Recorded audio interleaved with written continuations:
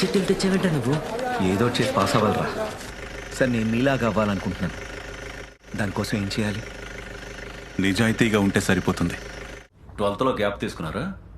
No sir, first year fail అయిపోయాను. తీసుకెళ్ళేతాను రండి.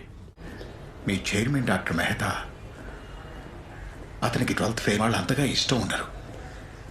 అందుకే తొందరపడి 12th ఫెయిల్ అయ్యానని లోపల చెప్పకు. అండ్ ఓహ్, మీరు 12th ఫెయిల్ అయ్యారా? అవును సార్, ఫెయిల్ అయ్యాను. మీరు ఎందుకు ఫెయిల్ అయ్యారు? సార్ ఆ ఇయర్ మా స్కూల్లో చీటింగ్ జరగలేదు సార్.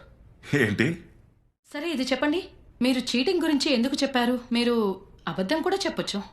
నా మనసు ఒప్పుకోలేదు మేడం. ఒక చీటింగ్ దాచడానికి మరొక చీటింగ్ చేయడం అనేది. మరి చీటింగ్ ఎందుకు చేశారు? మ్యామ్, అప్పట్లో చీటింగ్ చేయడం తప్పని తెలియదు. Anyways, thank you for your time. You may please leave now. Yadav గారు, మీరేమంటారు? చాలా సైలెంట్గా ఉన్నారు. నిజాయితీగా మాట్లాడేవారే మనకు కావాలి. ఒకవేళ ఇలాంటి క్యాండిడేట్ని సెలెక్ట్ చేయలేకపోతే ఈ ఇంటర్వ్యూకి అసలు అర్థమే లేదు. అంటే ఇంకా మీరు నన్ను గుర్తుపట్టినట్లేదు. నేను కుర్రాడిగా ఉన్నప్పుడు మీరు నన్ను చీటింగ్ ఆపేయమని చెప్పారు. నేను చీటింగ్ ఆపేశాను సార్. సార్